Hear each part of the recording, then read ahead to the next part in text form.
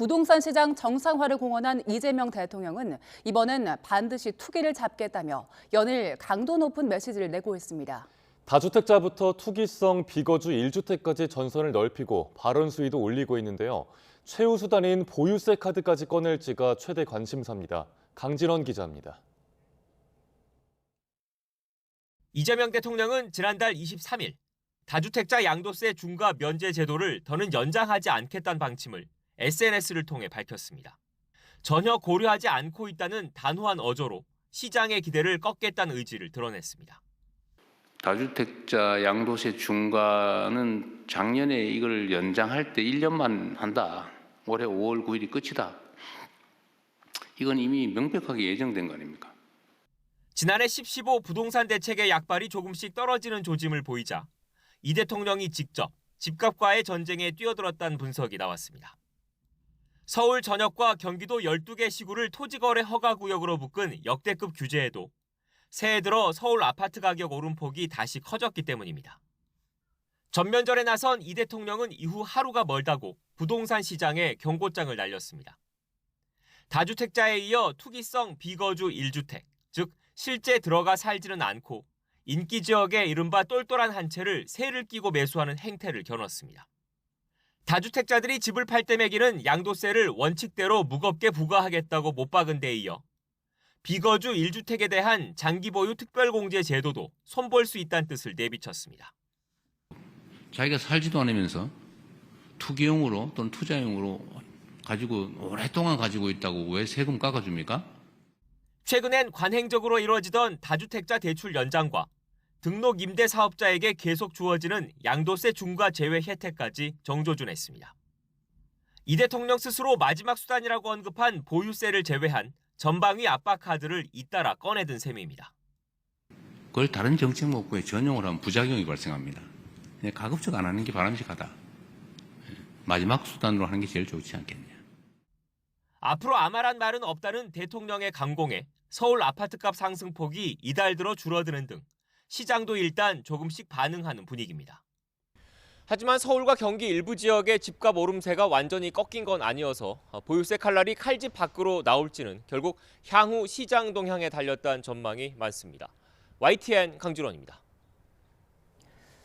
설 연휴는 부동산 시장에서 중요한 변곡점으로 꼽힙니다.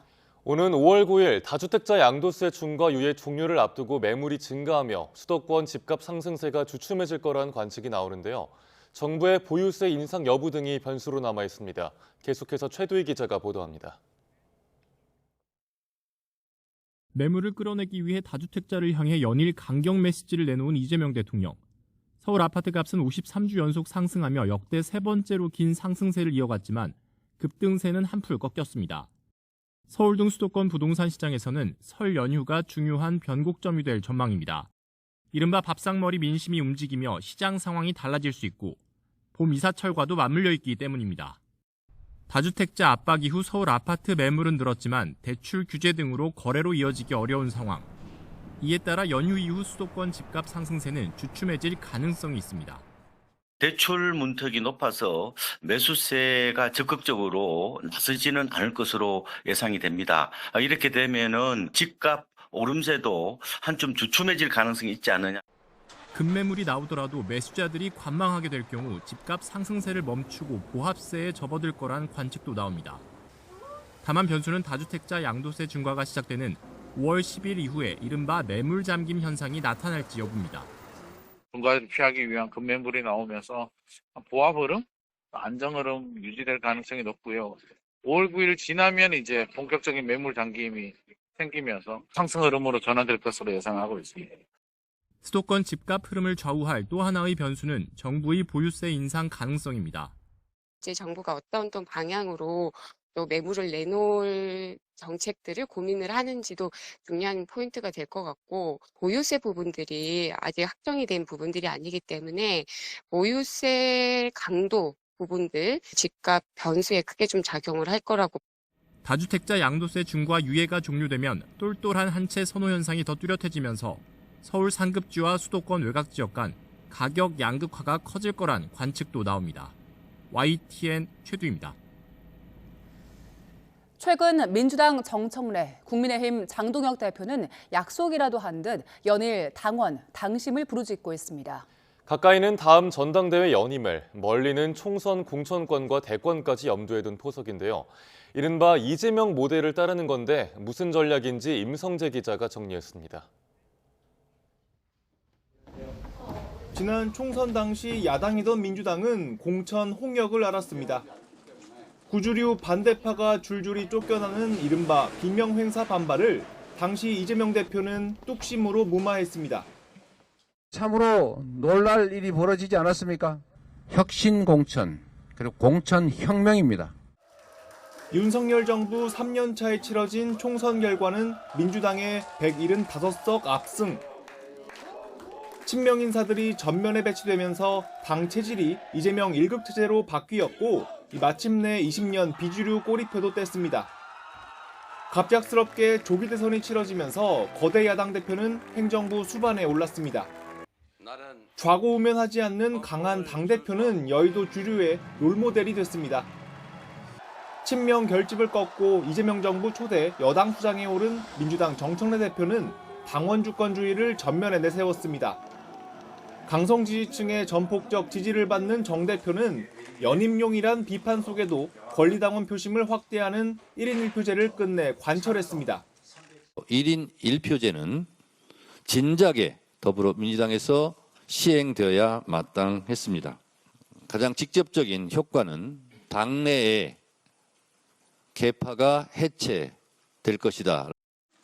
더 선명한, 그래서 정 대표에게 상대적으로 우호적인 조국혁신당을 품으려던 합당 승부수는 일단 좌초됐지만 정 대표는 당 운명은 당원이 결정한다는 말로 다음을 기약했습니다. 전당원 투표를 실시하지 못한 아쉬움이 매우 클 수밖에 없습니다. 강물은 바다를 포기하지 않는다는 노무현 대통령의 말씀이 생각납니다. 반대 진영엔 결집, 또 결집을 내건 닮은 꼴 국민의힘 장동혁 대표가 있습니다. 내부 총질은 결단하겠다는 단호함으로 금배지를 단 지 만 3년 만에 제1야당 대표로 정치적 체급을 확 불렸습니다. 여전히 그 단일 대우에 합류하지 못하는 분들, 당을 계속 분열로 몰고 가는 분들에 대해서는 저는 결단이 필요하다는 입장입니다. 윤석열 전 대통령 면회와 한동훈 전 대표 제명, 짠물 지지층이 내준 이런 숙제에 응하면서 장 대표는 자신만의 단단한 진지를 구축했습니다. 아슬아슬한 우클릭 행보와 독단적인 의사결정, 징계정치 등으로 당내 반발이 잇따랐지만 당원에게 거취를 묻자는 호기로운 출사표를 던질 정도로 당심은 자신하는 표정입니다. 자신의 정치적 생명을 걸고 제게 재신임이나 사퇴를 요구한다면 저는 곧바로 전당원 투표를 실시하겠습니다. 여야 대표가 모두 당심에 호소하는 건 총선 공천권을 갖게 될 다음 전당대회 연임을 위한 포석입니다. 이 강성 지지층 입맛에 맞추다 보니 극단의 정치는 나날이 가속화된다는 쓴소리도 들립니다. YTN 임성재입니다.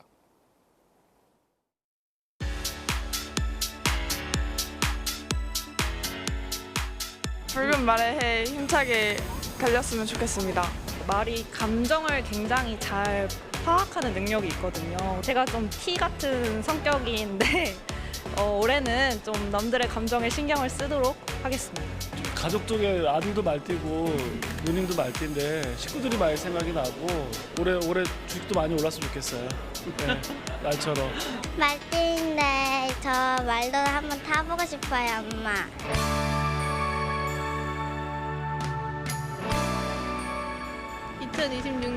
순공 10시간 모의고사 1등급 파이팅! 봉사활동을 좀 더 시간 지켜서 자주 나가고 싶어요. 다이어트와 결혼이요. 개그 코드가 좀 맞았으면 좋겠어요. 네. 약간 리즈 시절로 돌아가고 싶다. 네. 가끔 리즈 시절의 사진을 보면 내가 정말 맞나 싶을 정도로 잘생겼거든요. 그냥 제가 시간을 다 짜서 제 인생을 살면 좋겠어요. 한번 금연에 성공하도록 노력하겠습니다. 화이팅!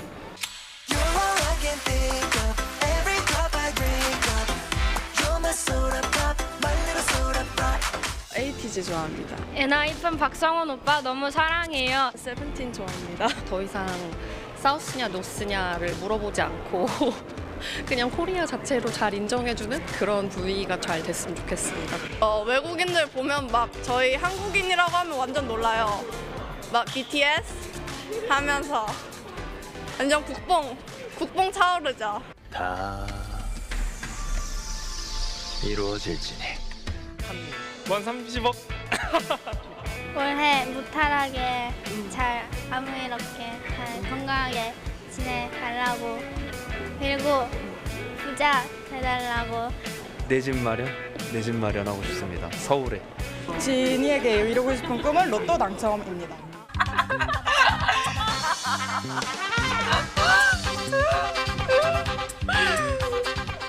이 또한 지나가고 내가 제 집어 보면 이것도 좀 의미 있던 시간이 될 거니까. 달리기 할 때 가장 좋더라고요. 이 심장이 뜨거울 때 좀 우울하고 그런 걱정이 없어지더라고요. 나를 가장 좋아해주는 사람들을 만나면서 행복한 시간을 보내는 게 소소한 행복인 것 같아요. 혜이야!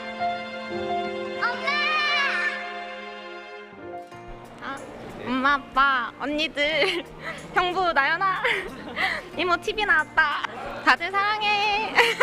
미성아, 너무 고맙고 말만 해도 그만 눈물이 날 것 같이 마음이 아픈데 너무 건강하고 잘 됐으면 좋겠고.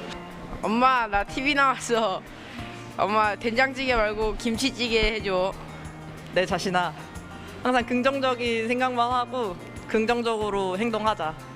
미래 남자친구 꼭 운동 항상 꾸준히 하고 복근을 유지했으면 좋겠어. 8년 동안 친구해줘서 너무 고맙고. 우리 우정 변치 말고 항상 보자. 무조건 된다. 꿈을 꿔라. 이루어진다. 2026년 다 건강해졌으면 좋겠습니다. 대한민국 힙하고 딥하게 화이팅! 2026년 다 이루어질지니. 건강, 행복, 사랑, 화이팅! 새해 복 많이 받으세요. 이재명 대통령이 취임 후 첫 설 명절을 맞아 영상으로 국민에게 인사를 전했습니다. 모두의 대통령으로서 우리 사회가 따뜻한 신뢰 위에 함께 나아가길 바란다고 밝혔는데요. 이 대통령 부부의 설 인사를 함께 들어보시죠. 새해 복 많이 받으십시오. 존경하고 사랑하는 국민 여러분, 설 명절을 맞아 오랜만에 가족들과 함께 즐거운 시간 보내고 계신지요? 병오년 설 명절 아침, 모든 국민을 아우르고 섬기는 모두의 대통령으로서의 다짐의 말씀을 드립니다. 국민께서 원하는 대한민국의 모습을 이정표 삼아 한 걸음 한 걸음 흔들림 없이 걸어가겠습니다. 지난 한 해 서로를 격려하며 어려움을 이겨낸 것처럼 새해에도 우리 사회가 따뜻한 연대와 신뢰 위에서 함께 나아가길 소망합니다. 올해도 여러분 모두의 가정에 건강과 행복이 가득하시기를 기원합니다. 새해 복 많이 받으십시오. 붉은 말의 해인 올해 설 선물에 말이 활용되는 경우가 늘고 있습니다. 성장과 도약이라는 좋은 의미를 담고 있기 때문인데요. 또 고물가 속에 이른바 불황형 선물로 주류와 화장품에 대한 관심도 높아지는 분위기입니다. 오동건 기자가 취재했습니다.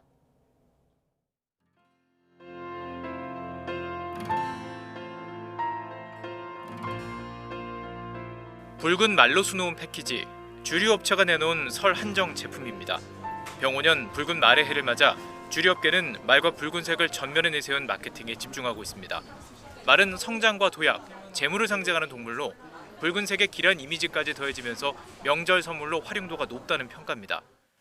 한국산 원액으로 만드는 위스키 업체는 설을 맞아 붉은 말 에디션 한정판을 선보였는데 물량이 빠르게 소진됐습니다. 국내 증류식 소주 브랜드도 한정 패키지를 내놨고 해외 유명 브랜드도 잇따라 말을 모티브로 한 제품을 출시했습니다. 실제로 올해 설 명절을 앞두고 백화점 3사의 주류 선물 세트 판매량은 15%에서 24% 증가했습니다.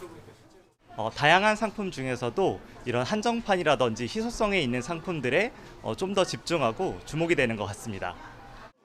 불황이 이어질수록 빠르게 소비해야 하는 한우 과일 세트보다 주류처럼 보관이 쉽고 다시 선물할 수도 있는 상품에 대한 선호도가 높아진다는 분석도 나옵니다. 이런 흐름은 주류 선물에만 국한되지 않습니다. 이런 소포장 화장품이나 미니 향수 등 대표적인 불황형 설 선물로 꼽힙니다. 비교적 저렴한 가격의 핸드크림이나 립밤, 미니 향수 등을 중심으로 백화점과 면세점에서 선물용 기획 세트가 잇따라 출시되고 있습니다. 선물용으로 좋지만 나를 위한 작은 사치로도 활용될 수 있기 때문입니다. 고가 선물 대신 부담 없는 가격으로 작은 사치를 즐기려는 소비 심리가 반영된 결과입니다. 불황기에도 소비가 완전히 줄어들기보다는 자기 만족이나 선물용으로 소액의 사치를 선택하는 립스틱 효과가 나타나는 것으로 볼 수 있습니다.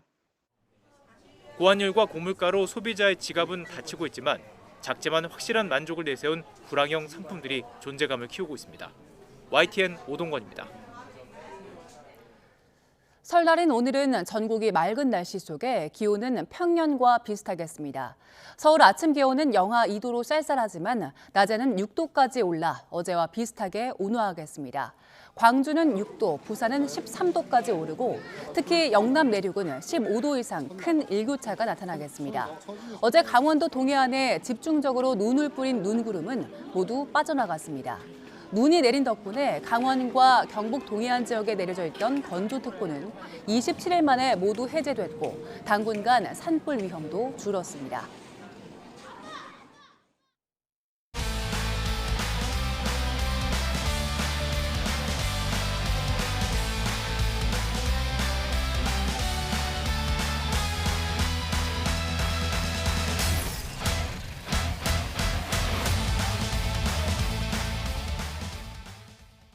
이번 밀라노 코르티나 단페초 동계올림픽 금메달리스트인 스노보드 신성 최가온 선수가 귀국했습니다. 어제 오후 인천국제공항을 통해 귀국한 최가온은 취재진과 만나 자신의 첫 올림픽 메달이 금메달이라 세상을 다 가진 기분이라고 밝혔는데요. 최가온 선수의 10대다운 귀국 소감 직접 들어보겠습니다.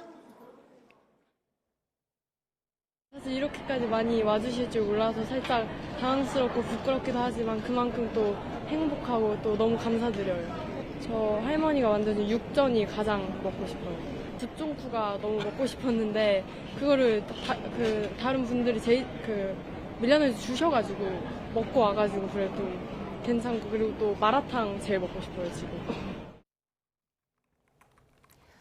우리 증시가 고공행진을 이어가는 가운데 고액 자산가들이 올해 들어 삼성전자와 SK하이닉스 두 종목을 가장 많이 사들인 걸로 나타났습니다.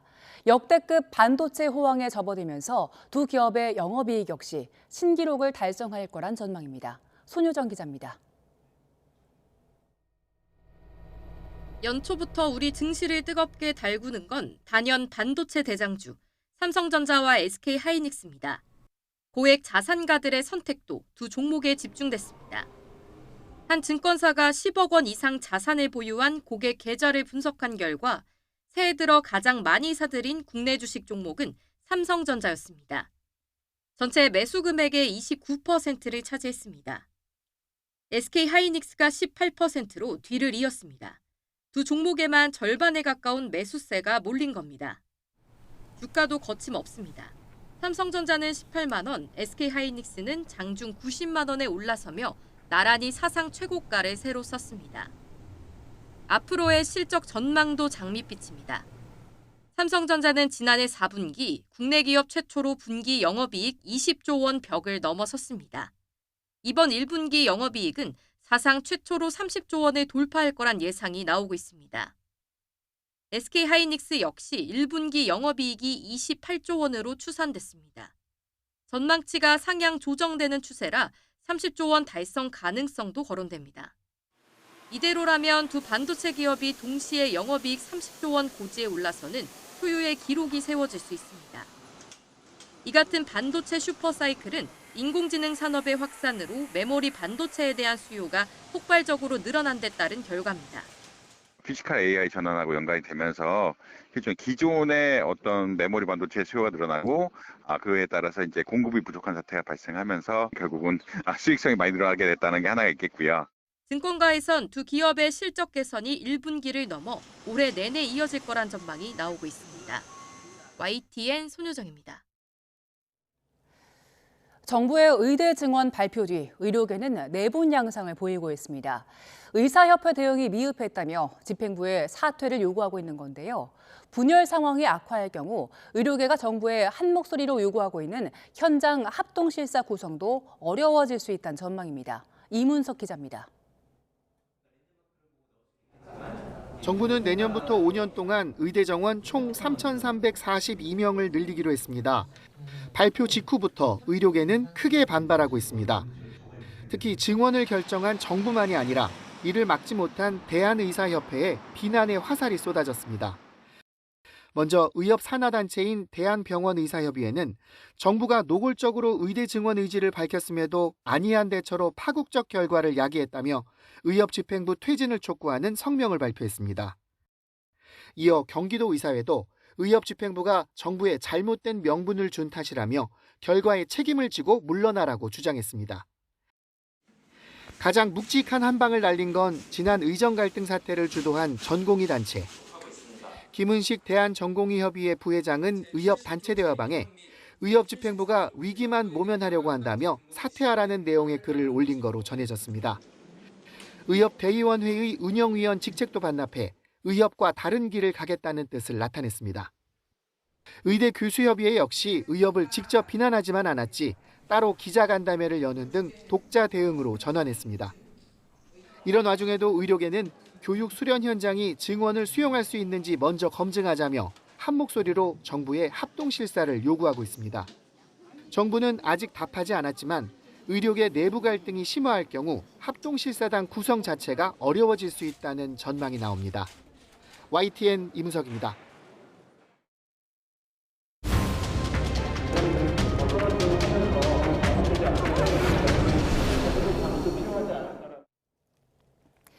YTN은 비상계엄이 선포됐던 지난 2024년 12월 3일 주요 인물들의 행적과 역할을 되짚어보는 기획보도를 준비했습니다.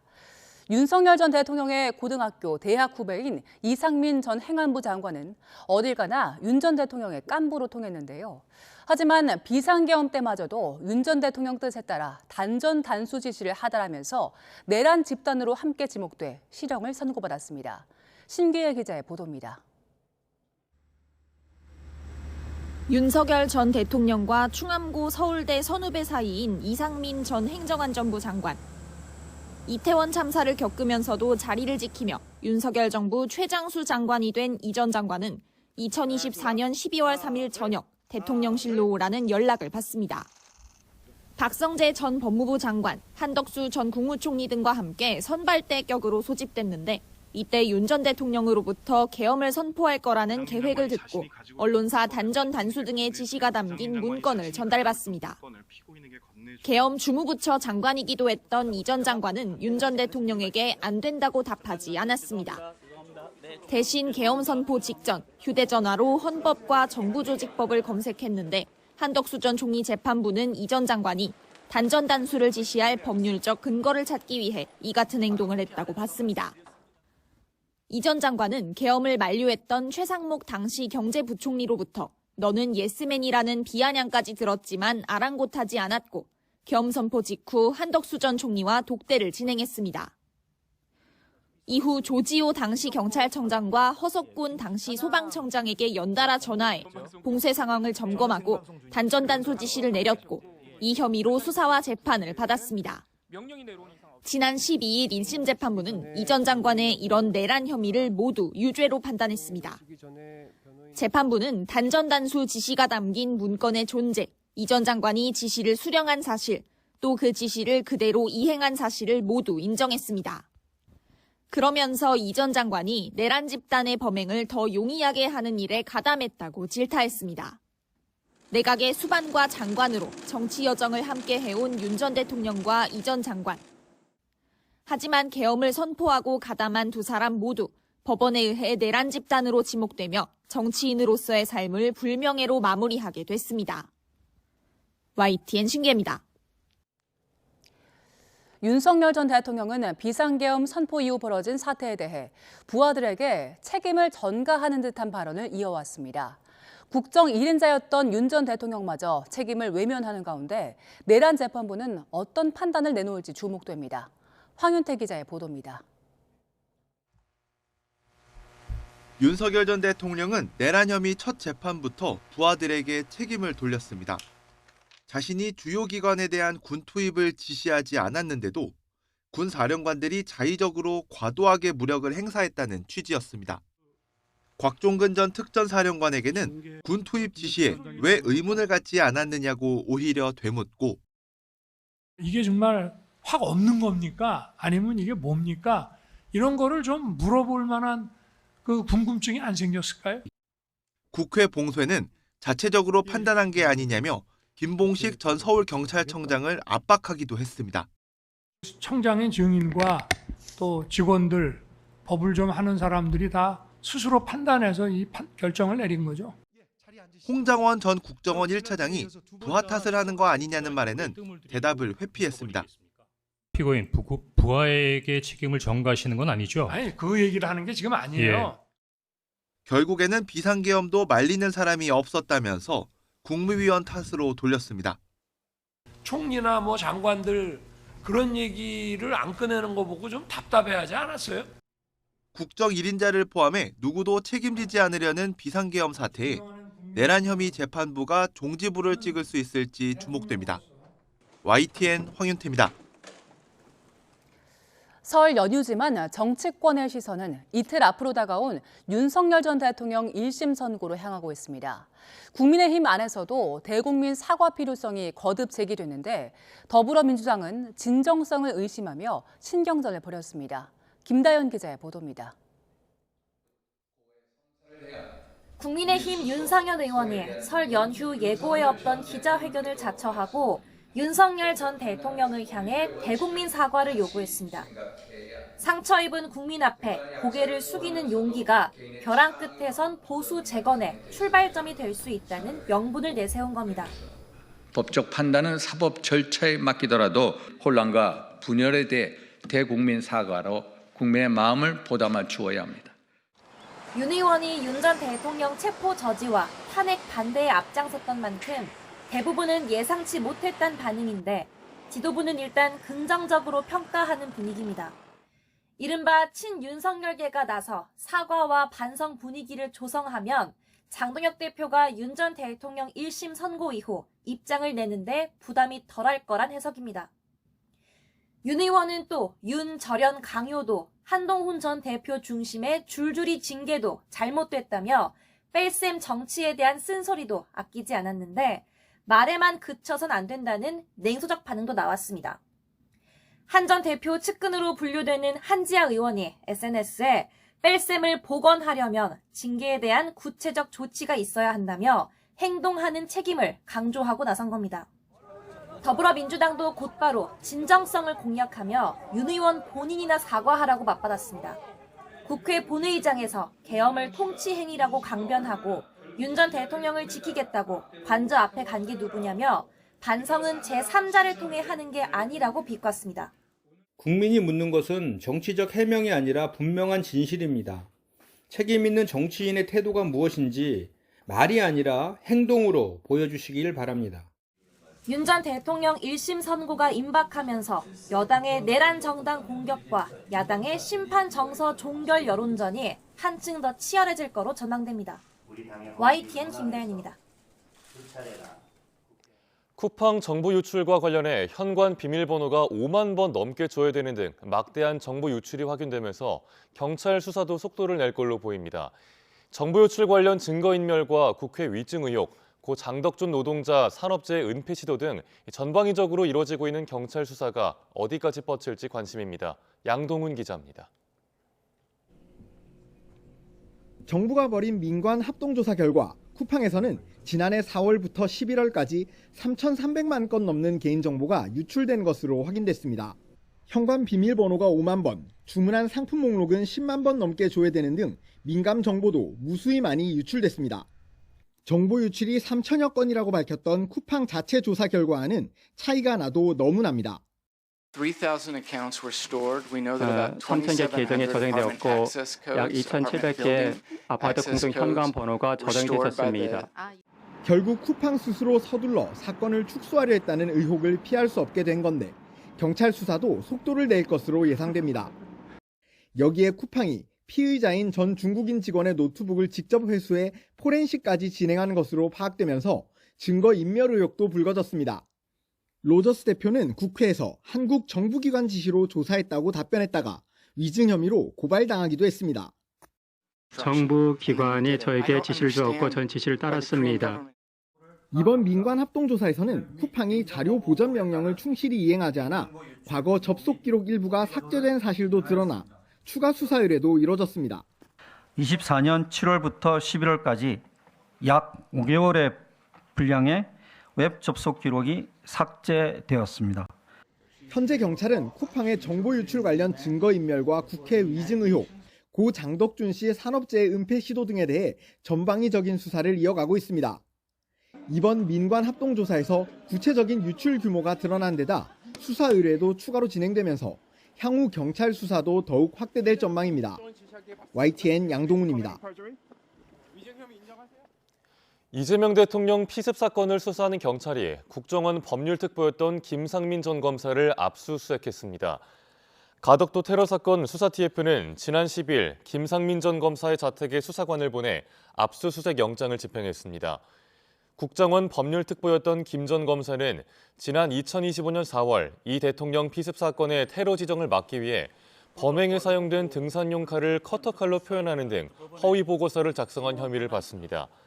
김 전 검사 측은 테러 방지법상 테러에 해당하는지 검토했을 뿐이었다면서 전문적 판단을 담은 의견 제시를 허위 사실로 몰아 죄를 묻겠다는 건 억지라고 반박했습니다.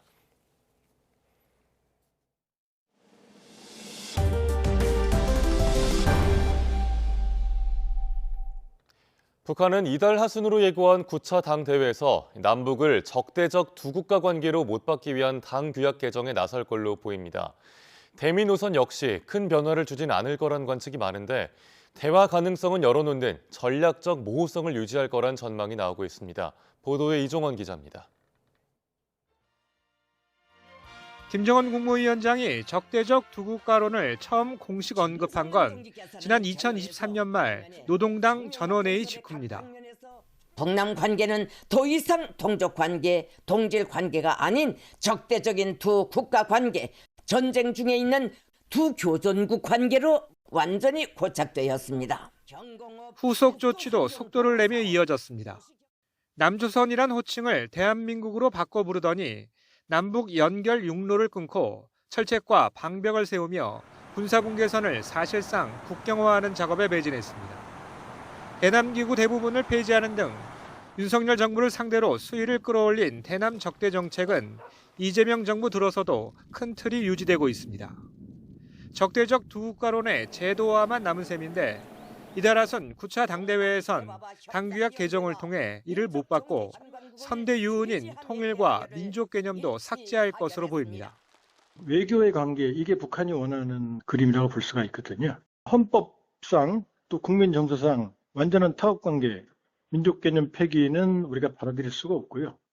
남북 관계와 밀접한 북한의 대미 노선 역시 이번 당대회에서 큰 변화가 있을 가능성은 작다는 관측이 많습니다. 북한은 지난해 9월 핵보유국 인정을 북미 대화 재개의 전제 조건으로 내세운 뒤엔 전략적 모호성을 유지하고 있습니다. 이런 기조는 트럼프와 김정은의 깜짝 만난 가능성이 여전한 4월 트럼프의 방중 때까지 이어질 것으로 보입니다. 핵 억제력 강화를 위한 핵무력 고도화라는 기존 노선을 견제하면서 대미 관계를 적절히 관리하려고 하는 그런 입장을 밝힐 가능성이 굉장히 높고요. 당장은 얼마 전 인도적 대북 사업에 대한 유엔의 일부 제재 면제 승인이 어떤 영향을 미칠지도 관심인데 북미 대화 재개를 위한 동력이 되기엔 한계가 있다는 분석이 나옵니다. YTN 이종원입니다. 엘브리지 콜비 미국 국방부 정책차관이 북대서양 조약기구 나토에 속한 유럽 동맹국들의 역할 확대를 강조하면서 한국을 모범 사례로 소개했습니다. 콜비 차관은 현지 시간으로 지난 14일 독일 뮌헨 안보회의 부대 행사로 개최된 행사에서 한국은 트럼프 행정부의 새로운 글로벌 기준인 국내 총생산의 3.5% 국방 지출을 약속한 첫 번째 비나토 동맹국이라고 소개했습니다. 이어 지난달 한국을 방문했을 때 한국 측 당국자들은 북한이 주된 위협이라고 했다며 그들은 한반도 재래식 방어를 위한 주도적 역할을 기꺼이 감당하려 한다고 강조했습니다. 트럼프 미국 대통령의 어설픈 간섭이 애꿎은 아프리카 주민들의 고통만 더 키우고 있습니다. 분쟁이 터질 때마다 평화 중재자를 자처했지만 오히려 현지 상황은 더 악화하고 있습니다. 김선중 기자의 보도입니다. 마을은 모두 불에 탔습니다. 집도 가게도 남은 게 없습니다. 살아남은 주민들은 슬픔을 억누르며 가족들의 시신을 땅에 묻습니다. mu dai tsaronmu su taimaka mana wannan abu da ya ishe mu an hana mu inda za mu tsugunna mu ba noma ba mu ba wani abu gare mu ba mu ba wani abu muke masu ba. 나이지리아 서부에서 무장단체들이 최근 마을 3곳을 연이어 공격했습니다. 숨진 사람만 200명 가까이 되고 다치거나 끌려간 사람들도 수백 명에 달합니다. sannan bugu da ƙari mutanen nan an yi sasanci daga bayan sasancin nan akalla an kashe mana mutum sama da 100. 특히 미군의 공습 이후 이슬람 계열 무장단체들의 민가 공격이 더 기승을 부리고 있습니다. 사실상 보복 공격인 겁니다. 앞서 트럼프 미국 대통령은 나이지리아 이슬람 세력이 기독교도를 공격한다며 현지 무장단체를 공습했지만 오히려 상황을 더 악화시켰습니다. It doesn't remove the ability to attack them, and then it also makes them stop attacking a particular community and they can start to attack another community. 나이지리아뿐만이 아닙니다. 트럼프 대통령이 백악관으로 불러 평화협정까지 체결한 민주 콩고와 르완다 역시 해결점을 찾지 못하고 있습니다. 지난 7일에도 무장단체가 민주 콩고 동부의 마을을 습격해 또 수십 명이 숨졌습니다. 이 와중에 트럼프의 측근으로 꼽히는 용병 사업가가 분쟁에 개입하고 있는 것으로 알려져 논란을 더욱 키우고 있습니다. YTN 김선중입니다. 아직 뚜렷한 수익성을 확보하지 못한 상태에서 인공지능 AI 산업이 급속도로 팽창하면서 한쪽에선 거품론이 계속 나오고 있는데요. 하지만 미국 거대 기업들은 거품론을 일축하고 올해도 천문학적인 투자를 이어가고 있습니다. 이를 위해 연초부터 대규모로 채권을 발행해 자금을 조달하고 있습니다. 보도에 유투권 기자입니다. 연초부터 세계 주식시장은 AI 거품론으로 한바탕 홍역을 치렀습니다. 그러자 AI 업계에 거물들이 잇따라 나서 거품론을 일축하고 장밋빛 미래를 약속했습니다. The AI bubble comes about because the investments are large. And the investments are large because we have to build the infrastructure necessary for all of the layers of AI above it. 실제로 거대 AI 기업들은 올해 더욱 공격적인 투자에 나서고 있습니다. 구글의 모회사 알파벳은 데이터 센터 건설 등에 최대 1,850억 달러, 270조 원을 투자하겠다고 예고했습니다. 7 years into our journey as an AI-first company, we are at an exciting inflection point. 일단 이 가운데 200억 달러는 미국 채권 시장에서 조달했습니다. 이건 시작에 불과합니다. 알파벳에 더해 아마존과 메타, 마이크로소프트, 오라클 등 5대 기업들이 올해 AI 투자를 위해 발행할 채권의 규모는 4천억 달러에 이를 것으로 추산됐습니다. 지난해 발행 규모의 3배를 넘는 수준입니다. 거대 기업들이 채권 시장의 돈을 빨아들이면서 오픈AI나 xAI 등은 전략적 제휴나 사모펀드 대출 등으로 돌파구를 찾고 있습니다. 역사상 유례를 찾기 힘든 투자 열풍에 우려의 목소리도 나오지만 시장 관계자들은 1990년대 닷컴 버블 때와는 상황이 다르다고 주장합니다. And as opposed to the dot-com bust, that was financed by some debt and by a lot of 1,000 companies forming. AI is very financeable. 하지만 현재의 데이터 센터 투자 비용을 회수하려면 2030년까지 매출을 100배로 늘려야 한다는 경고가 나올 정도로 상황은 간단치 않습니다. 모든 기업이 경쟁에서 밀리지 않고 살아남을지는 미지수입니다. YTN 유투건입니다. 인공지능 의료 기술이 빠르게 발전하면서 질병 진단의 정확도도 함께 높아지고 있습니다. 하지만 인공지능이 학습한 데이터가 특정 인종과 피부색에 치우쳐 있을 경우 오히려 의료 불평등을 키울 수 있다는 우려가 제기됐습니다. 고한석 기자가 취재했습니다.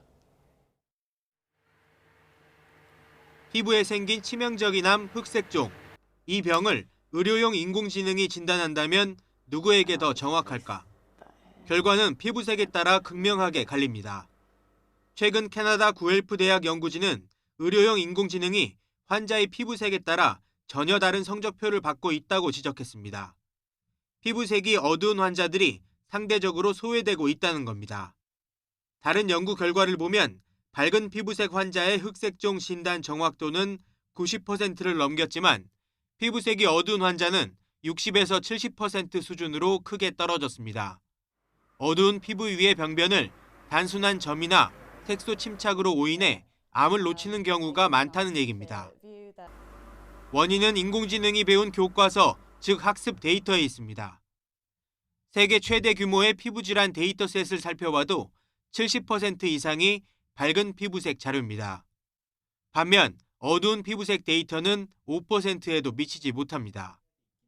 데이터 자체가 부족하다 보니 인공지능이 유색 인종의 병변을 제대로 구분하지 못하는 이른바 디지털 생명이 된 셈입니다. 현재 AI의 검증이 사진을 맞추기와 같은 실험적인 조건에서만 검증이 되고 있는데 실제 진료 현장에서 이걸 잘하는 것을 증명해내야 됩니다. 이걸 잘 증명해낼 수 있어야지 실제 진료 현장에서 더욱더 많이 쓰이는 날을 보게 될 것 같습니다. 연구진은 이런 편향성을 해결하기 위해 의료용 AI 설계 단계부터 인종별 데이터를 균형 있게 배분하는 기술적 보완이 시급하다고 강조합니다. YTN 구한석입니다. 마코 루비오 미 국무장관이 미국과 이란의 2차 핵 협상을 하루 앞두고 협상이 쉽지 않지만 합의가 이루어지길 바란다고 밝혔습니다. 루비오 장관은 현지 시간 16일 헝가리에서 열린 기자회견에서 이란과 합의가 이루어지길 희망한다며 외교적으로 도달할 기회가 있다면 우리는 열려있고 환영한다고 말했습니다. 미국이 중동 지역에 대규모 항공모함 전단을 추가 배치하는 등 대화와 압박을 병행하는 가운데 이란과의 대화가 쉽지 않은 점을 인정하면서도 대화에 더 무게를 두는 발언으로 보입니다. 이런 가운데 이란은 미국과의 핵 협상을 하루 앞두고 호르무즈 해협에서 군사훈련에 들어갔다고 외신들이 전했습니다. 이란 매체들은 이번 훈련이 안보 군사적 위협 가능성에 맞서 작전 부대의 준비 태세를 점검하기 위한 것이라고 보도했습니다. 이번 훈련은 미국이 중동 지역에 항모 전단을 포함한 대규모 병력을 배치한 데 따른 이란의 대응으로 보입니다. 영국 남서부 지역 폭우로 세번강이 범람하면서 글로스터셔주 튜크스베리 일대가 침수됐습니다. 로이터 통신은 튜크스베리 수도원이 넘쳐난 강물로 고립되는 등 홍수 피해를 입었다고 보도했습니다. 15세기 장미 전쟁의 배경이 된 튜크스베리 수도원은 세계 최대 노르만 양식 건축물로 세번강과 에이번강 사이에 있어 홍수 피해를 자주 입는 지역에 위치해 있습니다.